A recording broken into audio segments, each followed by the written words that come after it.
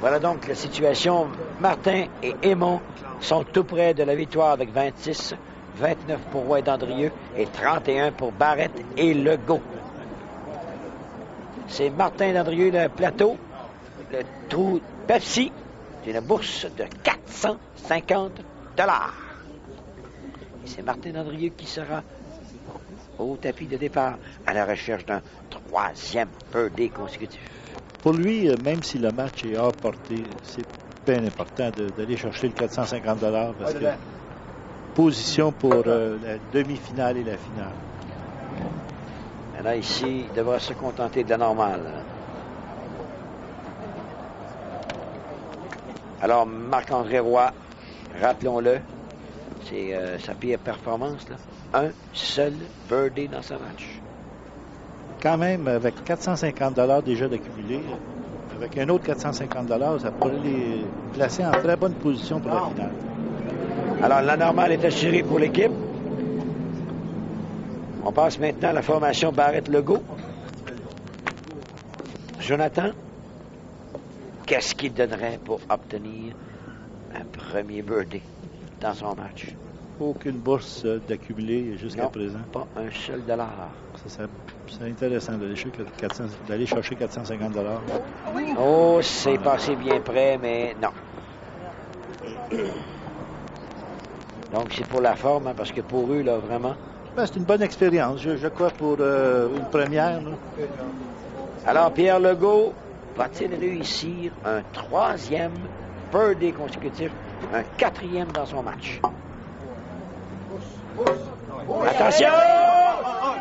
Malheureusement pour lui, non. Un bon coup pour la bagarre. Alors, en d'autres mots, là, pour Martin et Aymon, ça prendrait 5 pour créer l'égalité, 6 pour perdre le match. On a déjà vu ça, Serge. Martin, on a déjà vu 11 ou 18. Martin Aymon, par la bande arrière, ça revient, non. Alors, va monter, confirmer la victoire de l'équipe avec cette normale pour un pointage de 28. Voilà qui est fait. Mais là, s'il n'y a pas de birdie de réussi, mon cher Ron, après la pause, on ira à la bagarre. À la bagarre. 3 équipes. Mais attention, Éric. En place. Il n'y aura pas de bagarre, Serge. Sur ce de pause, on vous revient dans quelques instants.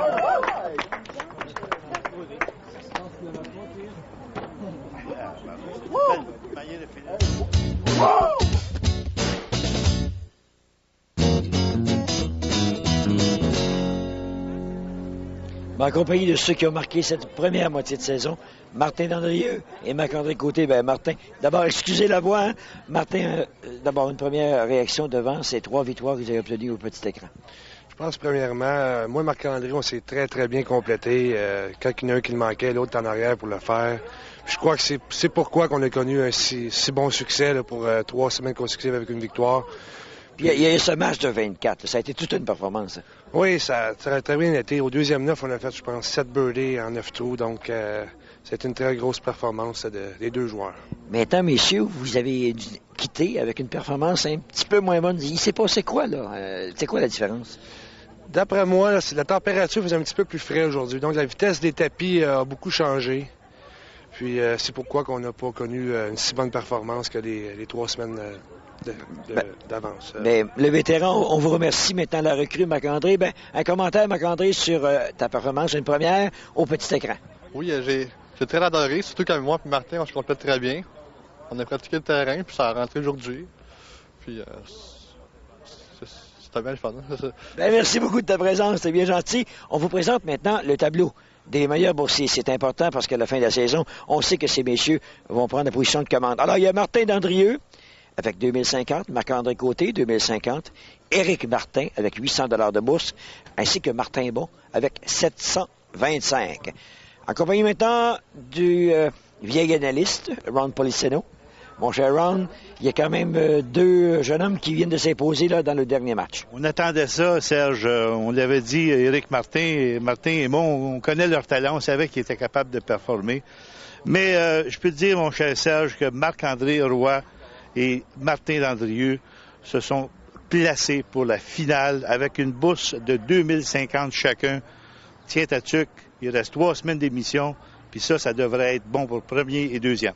On a eu une première moitié de saison quand même marquée par ces deux messieurs, là, Landrieu et Marc-André Côté, mais dans son ensemble, une première saison très, très intéressante. On est très satisfaits, on a eu des très belles performances et encore une fois, on va le répéter, cette année, on a l'APQ. L'APQ, ça forme les joueurs, ça les motive. Et puis, c'est d'autant plus intéressant pour nous parce que la qualité du jeu, on la voit là, à la petit écran. Moi, ce que j'ai hâte de voir en deuxième moitié de saison, c'est les vétérans qui se sont fait déloger par les jeunes, de quelle façon ils vont réagir. Les vétérans, moi aussi, ils sont capables de nous donner des bonnes performances, mais la relève est tellement forte, Serge. Les jeunes, ça pousse et puis ça joue au mini-pot. Alors, ils vont avoir de la misère. Ça nous promet donc une fin de saison estivale infernale. Monsieur Policino, merci pour ces commentaires.